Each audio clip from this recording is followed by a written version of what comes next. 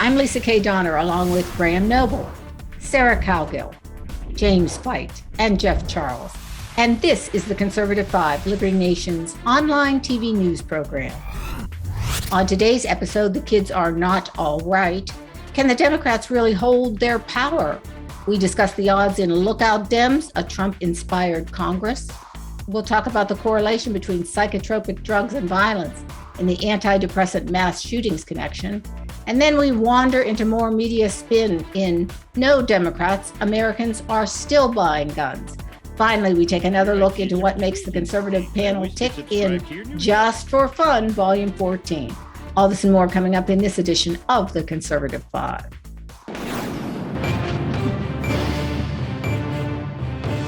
When former President Donald Trump came down that gold escalator low 7 years ago, Democrats and establishment Republicans were frankly terrified, and they should have been. Donald Trump has changed the way the old Republican Party functions on the most basic of levels.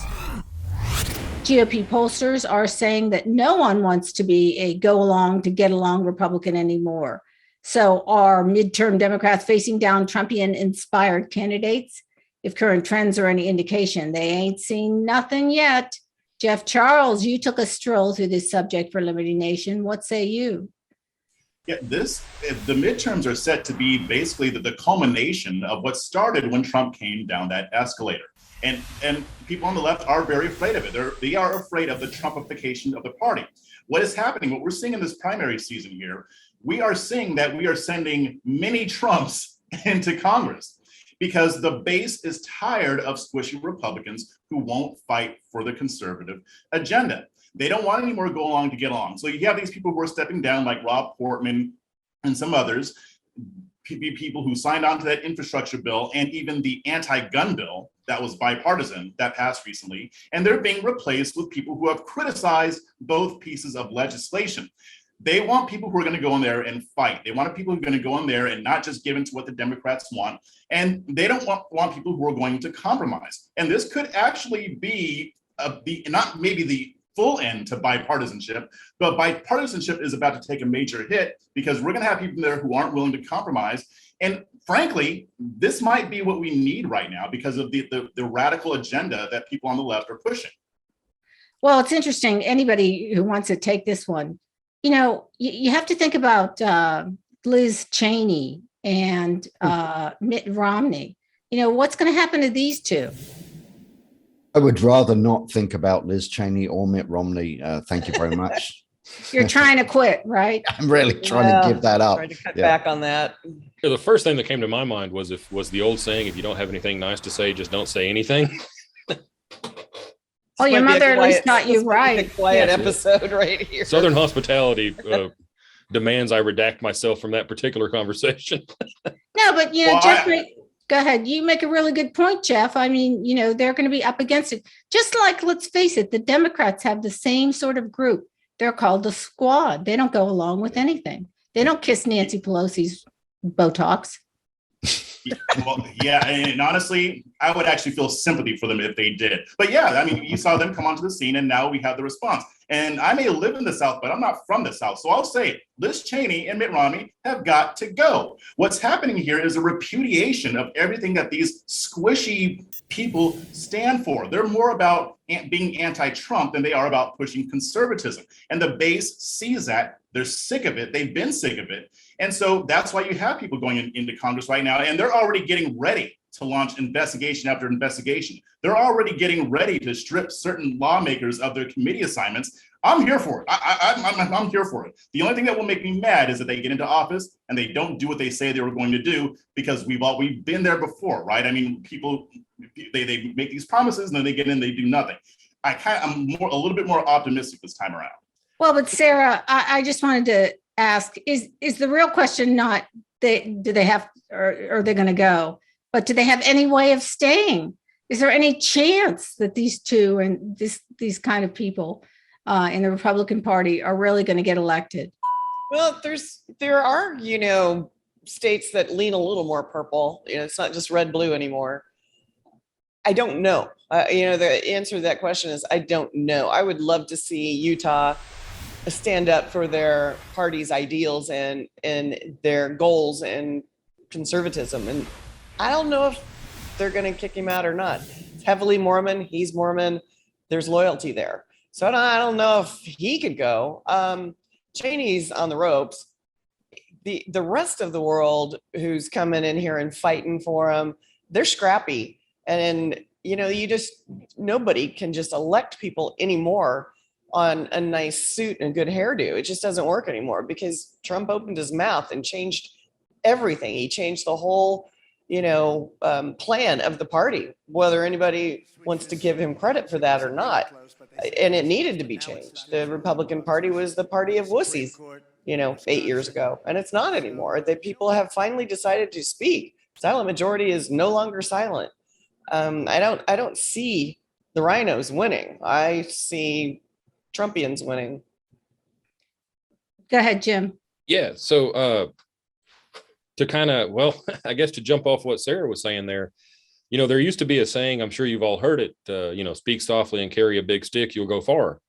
And I used to say during the Bush years, and I was in high school during the Bush years, and I was paying enough attention. Please don't say that. I feel old enough as it is. Please don't. Somewhere along the line, we kept on speaking softly, but we laid that big stick down somewhere and forgot where we put it. Well, Trump came along and picked it back up. And to go back to what Jeff was saying, yeah, the people see what's happening with the Democrats, but that's not all the people see. The people saw Donald Trump come into office saying all these things and then actually doing them. The people saw America become energy independent for the first time in 75 years. I mean, that I think is what's really going to push this red wave. It's what I think makes it almost inevitable. And because we saw what happened when we react to Donald Trump's personality and how we're like, he's a little bit rough around the edges. We're going to have to go with something else. Now we've got the guy who I'm not sure why you would think he's less rough around the edges. He challenges veterans to push up competitions and all kind of ridiculous things. But we see where the country is now versus where it was with Trump. I mean, November's a no-brainer.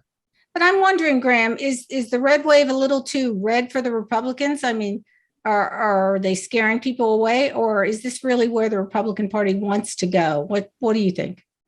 Well, I think there's a big difference between where the Republican Party wants to go and where, the majority of American conservatives want to go. I think the party itself, because we're talking about the establishment here. And when I say the establishment, I'm talking about the movers and shakers in the two main parties, as well as the media and possibly a very large part of corporate America. This is the establishment, if you like. This is ultimately the ruling class, and their job, ultimately, their goal, if you like, ultimately is always to not rock the boat. They have a very lucrative gravy train running, and they've had it running for decades, and they've been all very happy with it. And of course, Donald Trump threatened to derail it. And this is a point I've made multiple times in the past to people. Donald Trump threatened to derail their gravy train, and that scared them all. And the thing is that, I believe that the vast majority of American conservatives would be more than happy to see a return of Trump in 2024. I believe that, but I think it scares the living daylights out of the establishment, because he's a bull in a china shop. He's a wrecking ball, and they're terrified of that. But I think, and I've noticed even certain conservative media outlets are becoming more and more, let's just say they're publishing more and more stuff that says, we can't afford to go back to Trump. Right. They're more reticent. And you've got to think that after 2020, if Trump were to run for the presidency in 2024, and if he was to win, you've got to imagine that after what happened in 2020, he's going to be even more confrontational and even less forgiving and even more of a wrecking ball. And I think that prospect just scares the hell out of a lot of people in the establishment. Right, because he'll be lame duck. He can kind of do anything he wants if he gets in. But let's face it, the midterm elections are fast approaching. Everybody is predicting a big red tsunami. It'll be interesting to see if it happens. Thanks, panel.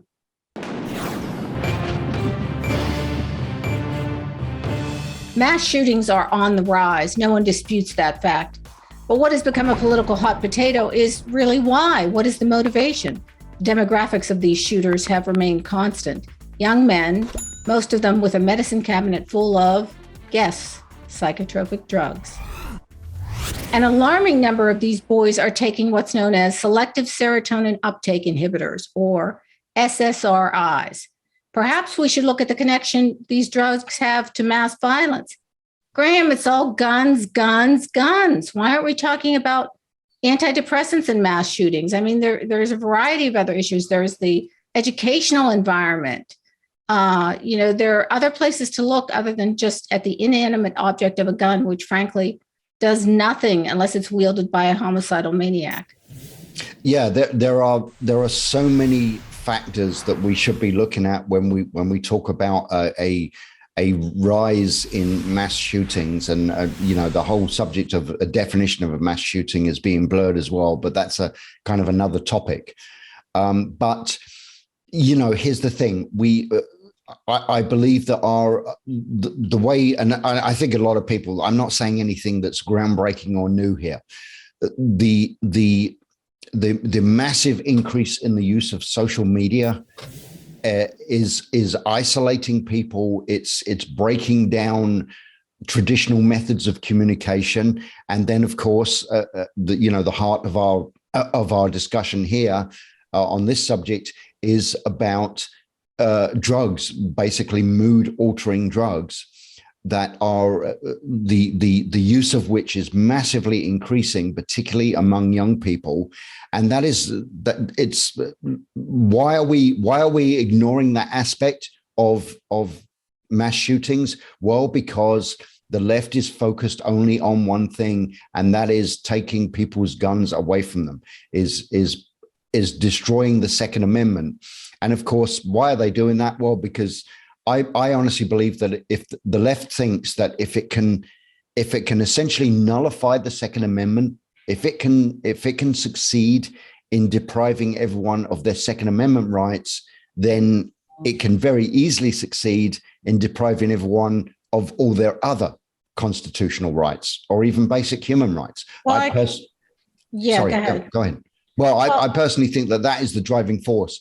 But coming back to the subject of guns, yes, of course, they don't want to talk about any other factors involved, medications and this kind of stuff. It's exactly why the left doesn't want to even have a moment's conversation about increasing security, physical security in schools. You would think the very first thing you would do, any rational human being would think, okay, in a country of possibly as many as 400 million guns, what is the first thing we can do to make our children safe in school? And the first thing would be is to harden the targets, school security, either armed teachers or armed security officers. That would be the first logical step in cutting down on school shootings. Right. Well, but the left doesn't even want to consider that. Well, Jeff's written about that in a very popular article on libertynation.com about the urban shooters. But Jeff, just getting back to the SSRIs, I wrote that article for libertynation.com. It's called the SSRI Mass Shootings Connection. And I was really shocked by the facts. I mean, when you dig in, 39 at least, and counting, 39 of the mass shooters were taking some form of serotonin uptake inhibitor. So we're talking about Prozac and Zoloft and Luvox and on and on and on. And, the problem is that these medications carry warning labels like, agitation, mania, all sorts of things can be caused.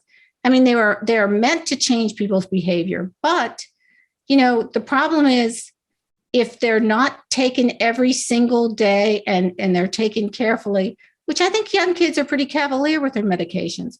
If they're stopped abruptly, all manner of bad stuff can happen.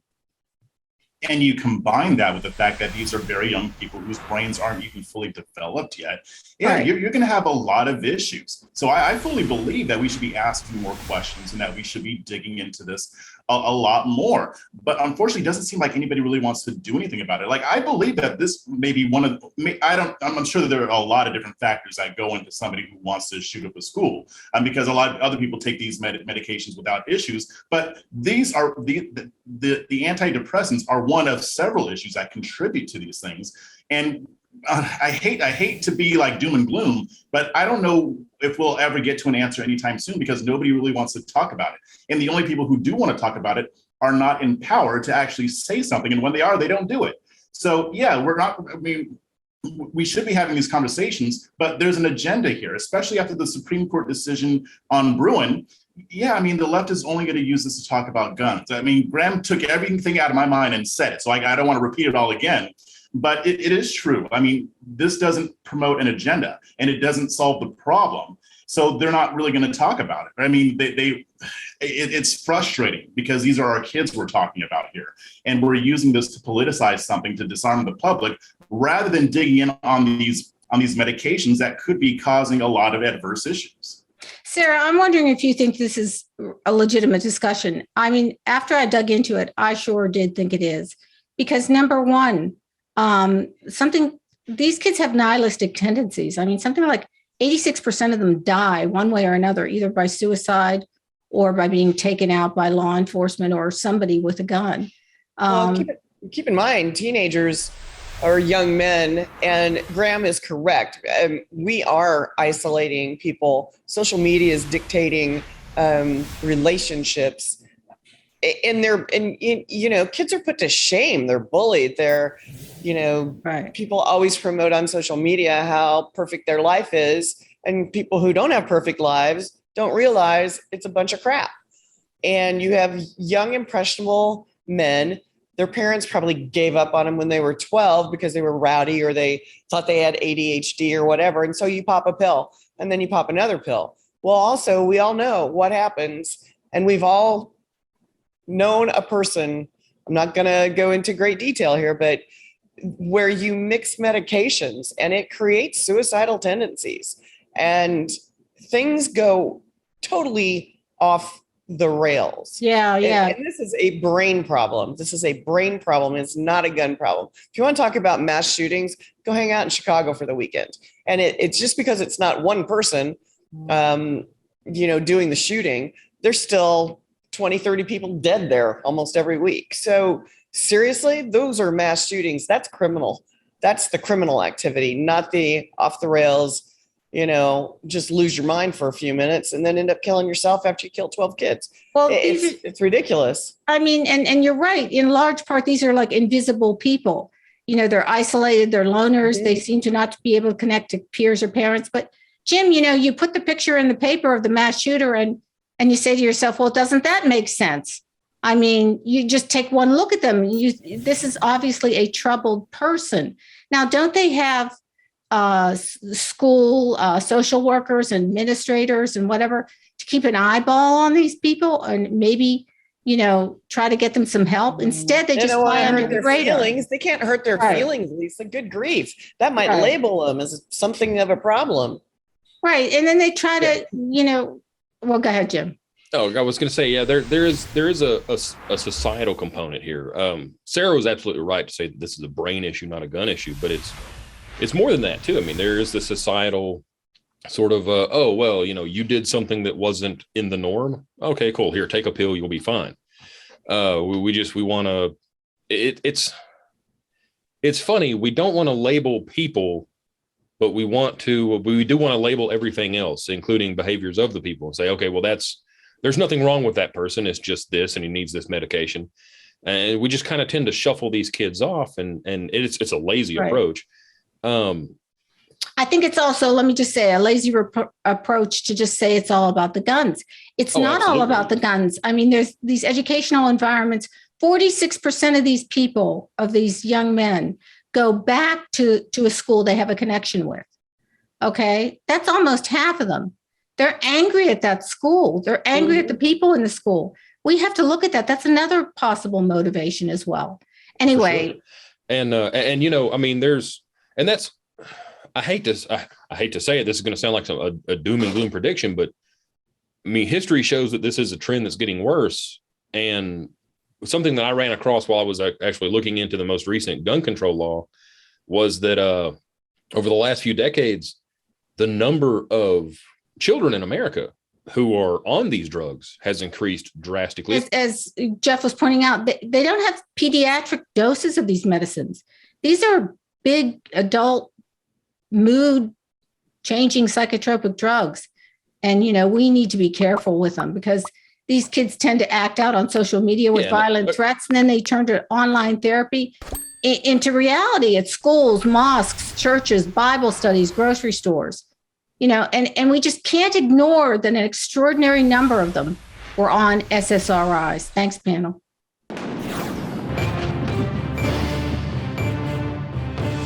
The anti-gun lobby, mostly Democrats and progressives, want people to believe that much of America supports tight gun restrictions. But as the saying goes, the numbers don't lie. Folks continue to purchase firearms at record levels, no matter the rumors being reported. So why is the activist media reporting that America is ready to turn in her right to bear arms? James Fight, probably nobody has written more on this subject than you. Well, I've certainly written a lot on the subject. The activist media is going to say whatever the activist media feels they have to say to push their narrative. And, you know, gun enthusiasts and Second Amendment advocates, we kind of have it's a love-hate relationship with that, because on the one hand, it's of course offensive to threaten our natural rights for self-defense. But on the other hand, nothing sells more guns than the left, than you know, threats of gun control and all that. And I mean, it's. Well, let me just ask you quickly, inform our viewers. Let's say they hadn't read your article. Are people really buying guns in record numbers? What do the numbers look like? What are the stats saying? Gun buying has increased drastically, especially since the COVID pandemic, as you yourself covered as well, Lisa.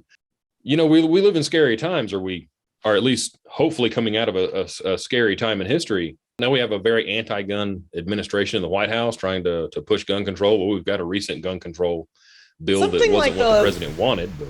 Well, something like the latest polls said like 69% of Americans believe there's going to be some type of armed conflict, some kind of a civil war. Right. And if that happens, I don't remember where I saw that. It was just recent. And that's why people are, you know, it's for protection. I mean, there's a reason we have a Second Amendment, and people are buying guns. People who've never had guns are buying and learning how to use them safely, and, you know, for home protection, for hunting, for worst case scenarios like a government taking your rights away. I think one thing we have to remember is that the media, the as Jeff likes to call them, the activist media, you know what they do? They actually employ a psychological tool to push their preferred agenda.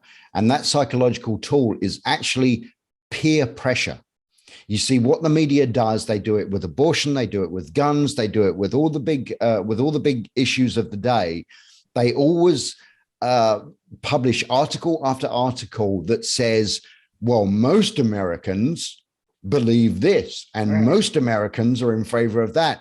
And you know what they do with that? Because they're actually trying to put pressure on Americans. They're actually trying to convince Americans, well, you know, according to this article, most Americans are in favor of more gun control, or most of Americans support abortion rights, or most of Americans, blah, blah, blah.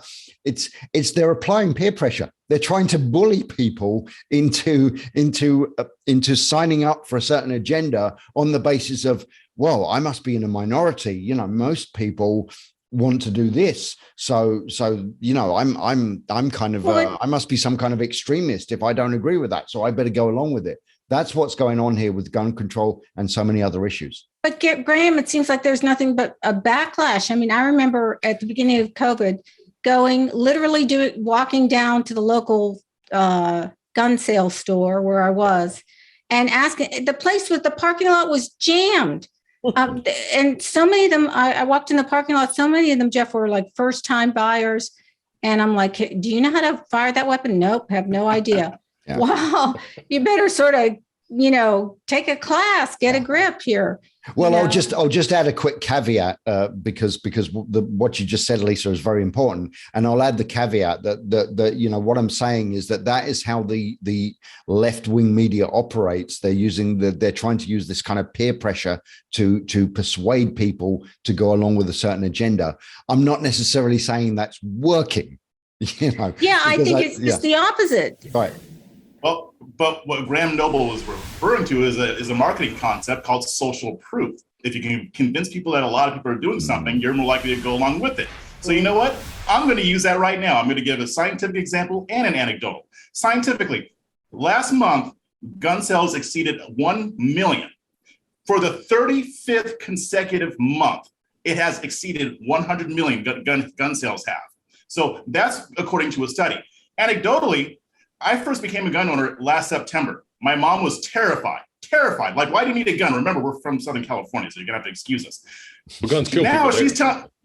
Now she's telling me that she wants to get a gun. She wants to get a pistol. She wants to learn how to shoot. When I go back to Texas, I'm going to take her and I'm going to show her. I'm going to make sure that she gets in the right classes. I'm going to make sure that she has an instructor because, to Lisa's point, you do have to make sure that you're trained. But she has come full circle on this. Now, she may not get into shooting like I am, but she wants to protect herself, and she's seeing what other Americans are seeing. The government cannot protect you. We've got skyrocketing crime rates all across the nation. They still haven't gone down. You've got all kinds of uncertainty going on with the markets.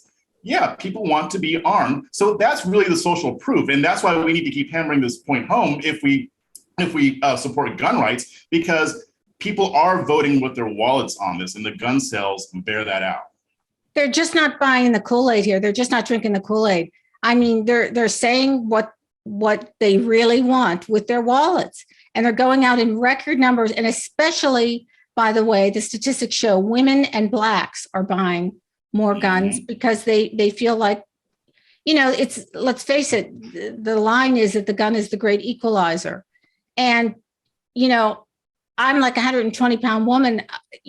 What's going to, make me go against somebody like Jeff, who's a big guy, right? I mean, if he's got a gun, I need something to defend myself. And a lot of women see that as the issue, and it's part of their self-defense. All right, we're not targeting you, Jeff. I'm just saying. I didn't even think of that. I just thought you're the tallest guy here. Yeah, no, but I'm happy about it because I worry about my mom. She lives alone. I want her to be able to have a pistol so that she can. Chances are she will never have to use it. But any woman in my life, I want them to be able to protect themselves because you're right. Even if I don't have a gun, I have an advantage over most women. So yeah, it's like people say gun control is racist. Well, it's also sexist too. Yeah, exactly. For those of you who don't know, Jeff's minimum is 6'2", I think, or are you 6'3"? 6'3". Yeah. He's a really tall guy. But anyway, our Second Amendment rights are on the line, whether the Democrats will admit it or not. And it's no wonder that gun sales are going through the roof. Graham, I'm going to give you the final word because I think you feel really strongly about the right to self-defense, and you've written about it extensively on libertynation.com. Well, I do. I feel incredible. I would go further than I am a, as some people may have noticed, I am a big fan of the Constitution. That's just, you may not know that about me, but to me, self-defense goes way beyond the Constitution. Self-defense is the most fundamental human right there is. The right to protect oneself and one's family against a physical attack.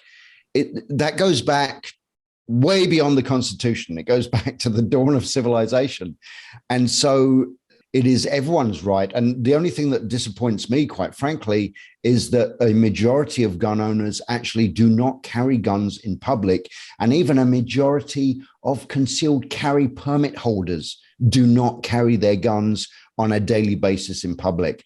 And, I hate to be a contrarian. Actually, that's not true. I love to be a contrarian. I was going to say, you're not going to get away with that one. But, my view is that one of the reasons why there is so much gun violence and so many mass shootings is not enough of the people who are legally entitled to carry a gun in public do so. And I quite frankly think they should step up and do it. All right, I'm going to tell you exactly why that is, because of all the regulations. That's why. Because here in Virginia, the stigma as well. The stigma as well. Yeah. I mean, here in Virginia, I had to fill out paperwork this thick in Fairfax County to get the right to carry concealed. Yeah. Then if I go across the bridge to see my best friend in Maryland, oops, and I happen to have my concealed carry gun on me, I'm in big trouble. What if I want to go downtown to a museum and I have my concealed carry with me in Washington, D.C.? It's a holy mess. And that's really, they've got us kind of in the crosshairs in that kind of situation. But anyway, we're way over. Thank you, panel. And thanks to our audience for watching.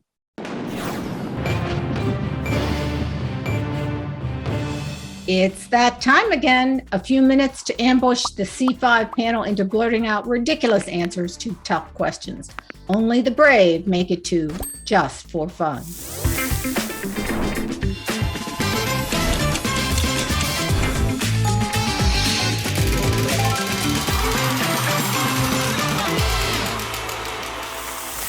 It's a personal would you rather game today. No kissing politicians this go round. Panelists will pick a number and I'll read the question. I have them right here. And we will watch the recipient squirm. This should prove to be fun, and God knows we need it. And for some reason, I don't know why, but I never read these in advance. So they always surprise me. So who wants to go first? I'll let you pick amongst yourselves. James, pick a number 1 through 5. All right. Y'all ready for this? Yes. 1. I knew it. I knew you would do that. That's what I wanted to go Who first. was going to go first was going to take one. You only did that to piss Jeff off. Of course. That's it. Well, we all were going to do it if we had to. Yeah, I know you were. I should have jumped in first. All right. I think you're going to be happy you didn't get this, Jeff, but we'll let you chime in anyway. Jim, you are a cast member of Political Survivor. Political Survivor, hello. To win the game, you must forage for snails and grubs for breakfast and lunch. Ooh, and dinner. Who do you pick as your partner, Donald Trump or Joe Biden? Your Political Survivor cast member. Oh, man. Joe Biden. This is an easy one. Joe Biden. What? Joe Biden. Yeah. What? He can't even sling a sentence together. You expect him to dig for grubs and slugs and No, I Keep them don't. occupied. But That's I what think you're I doing. can. I think I can survive. oh, so you don't need any help. Joe Biden? Oh Oh, my- Just leave him there. Now I And, get it. watch. Yeah, give him a bicycle. there to be, That'll take care. beginning Yeah. this effort. Oh my for- goodness. Jeff, what would you have said? Would you have said Biden? I got to ask. Oh, yeah, I would have said Biden because Trump, I mean, he's old, but I mean, he's still, at least spry enough to be able to compete. Biden's not. I mean, I'd have to be feeding him, which I wouldn't, but Ew, gross. Oh wait, are we supposed to be working together? Oh, wait a minute. Yeah. I thought you're supposed to be working together. I didn't. think you Oh, were- well, I mean, Yeah, if that's together. the case, then it's the exact opposite. If he has to succeed for us Oh. to win, That's what I was want the one asking. who's competent. I'm Okay. picking Trump because I'll do all the work and he has all the that's money. my answer. Exactly. That's right. I'll get rewarded after the game. There you go. All right. Just to be a contrarian, I'm going to pick Graham to go next. Graham, 2, 3, 4, or 5. What's your pleasure? I will do 2, please. 2. A ridiculous amount of people watch these, by the way, and they seem to like the ones that have to do with personal issues. So, would you rather, Graham? Be Oh, I've sent- got personal issues. All right. Get the right This Gotta tap into him. This we know. Okay. Would you rather be sentenced to a life without pizza, Graham, or cheeseburgers? Oh, that's a tough one. Well, yeah, that's an easy one Easy for for me. me. A life without pizza, because to be honest, I'm not a big pizza eater, and I'm incredibly fussy about pizza. Oh, foreigner, you are. I've had some really good pizza in my time, now and again, but I'm very fussy about it, and I just steer clear of pizza unless it's like really. I'm a pizza snob. What can I say? Well, Lottie frickin' God! Let me just say this. But a good surprised me cheeseburger. once. Love a good cheeseburger. So yeah, Okay. I'd go a life without pizza easily. Yeah. But you surprised me once by saying that you would be interested in living in Chicago, which I couldn't imagine that would be a place that you want to live. Is it because of their pizza? Well, I know. No, it's Chicago. A lot of things attract me to Chicago. I love that city. Obviously, I hate the politics. I'm not too fond of the weather either, which is why I live on the Gulf Coast. I know. But I do love Chicago, but not necessarily for the pizza. No. Oh, okay. All I'm not a right. pizza fan. For the blues. I have to take For the the blues, opposite. for the music. New York style. Oh, I'm a pizza girl. I like good pizza, but that's impossible to find anymore. So I gave up on that. But anyway, okay, Jeff, you're up next. 3, 4, or 5. 2, 5. 5. Oh, it's funny that you got this one. Would you rather debate AOC on economics or Ilhan Omar on good American manners? Oh, this is a snarky question. I can't imagine who came up with it. American manners. AOC on economics. That's fun to just think about. CPI. Yeah, I mean, I'm not really an economics person, but I would rather interact with AOC than Ilhan Omar, whether it's a debate or not. So yeah, I'm gonna go with AOC. Oh, okay. Because I can still, even though I don't know much about economics, I can still beat her because she doesn't know anything either. I would pick Omar and start with, well, bless your heart. Yeah, exactly. Well, what a versatile term too. That's really a snarky. Well, I don't know. The way I look at that question is I agree with Jeff is I'd rather debate AOC on economics because I just think, I'm going to be perfectly honest. And that is that I think that ideology is just insane. And she doesn't appear to be the sharpest knife in the drawer. But Ilhan Omar has always struck me as a very kind of mean and spiteful and hateful person, and I wouldn't want to. She may be really nice, but she does come off as kind of scary. I could not. Well, who knows? And yes, it's true. I mean, I don't know her personally, and perhaps perhaps I should debate her because I might find out a dimension of her personality that I misjudged. But she comes across to me as a very unpleasant person, whereas AOC doesn't actually come across to me as unpleasant. I don't agree with her, but she doesn't seem like a kind of a nasty person in a way. Yeah, which one would you? She'd be fun. Yeah, which one would you rather go to South Beach with? I mean, let's face it. All right, who's next? Sarah, you're up. 3 or 4? 3. Would you rather be sentenced to a life without crunchy tacos or soft tacos? I do not need soft tacos. Blasphemy! I do need crunchy tacos. The exact opposite. And I'll even do a different corn tortilla that's not fried. I like those kind of tacos. I do not like soft tacos. Yeah, they're just these mushy white floury things. You better think about what you're saying. Yeah, I like a good. Wait, but if you have corn tortillas, though, they're the bee's knees if they're soft. I mean, especially like with a fish taco. I gotta agree, Jeff. Love me some fish tacos. You just had to bring up fish tacos, didn't you, Jeff? Why would anyone want to put fish in a taco? I've never. You have to ask Jeff. Fish tacos are the best. Yeah, I do like fish tacos. I'm telling you, you don't know what you're missing. Like next time you're in Southern California, you got to try some fish tacos. Here in Florida, you can find some good fish tacos. We walked into a taqueria last night in our little town, which frankly has 0.0000 Hispanics. And we have a Peruvian restaurant, a taqueria, and a Tex-Mex restaurant. And we went into the taqueria, and on the menu were both tongue and entrails. I said to my boys, if you go near even the thought of ordering either of those two things, I'm leaving you here and you can walk home. I ordered a tongue burrito once in Southern California. saying I'm not going to eat anything. I that guess can you've taste never. I guess you've never eaten haggis, then, Lisa. No, I'm you are not in all for a real about treat. tripe either. I'm not all about tripe either. bad. Oh. Nope. All right, I'm going to go. We got 55 seconds left. Number 4. I'm left with number 4. I'm always left with something weird. You are on the Congressional Team Building Retreat. You pick the job of babysitter for the all congressional kids or clean up after a night of drinking. Oh, definitely a night of drinking. I can't imagine those brats for even 15 minutes.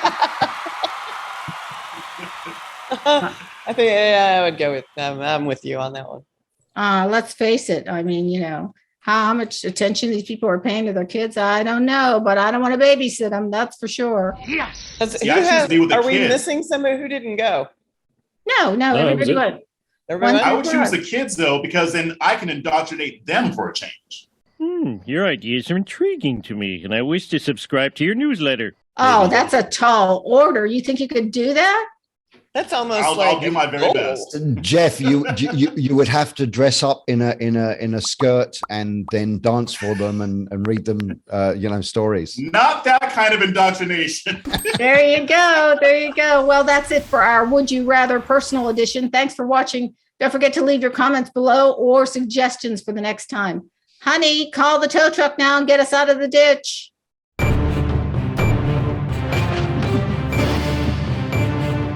That's it for our Conservative 5 panel today. Check out our other C5 shows and segments on your favorite video platform, YouTube, Vimeo, Rumble. We're on them all. As well, Liberty Nation has its own Roku channel where you can see all of our TV productions. Thanks for tuning in. And remember, surf on over to libertynation.com. Join us in the member zone, just $17.76 for the entire year. Thanks to our fantastic editor and post coordinator, Frank Diorio, our executive producer, Sarah Cowgill. I'm Lisa K. Donner, editor-in-chief. Thanks for joining us today. This has been a production of libertynation.com, where truth is making a comeback.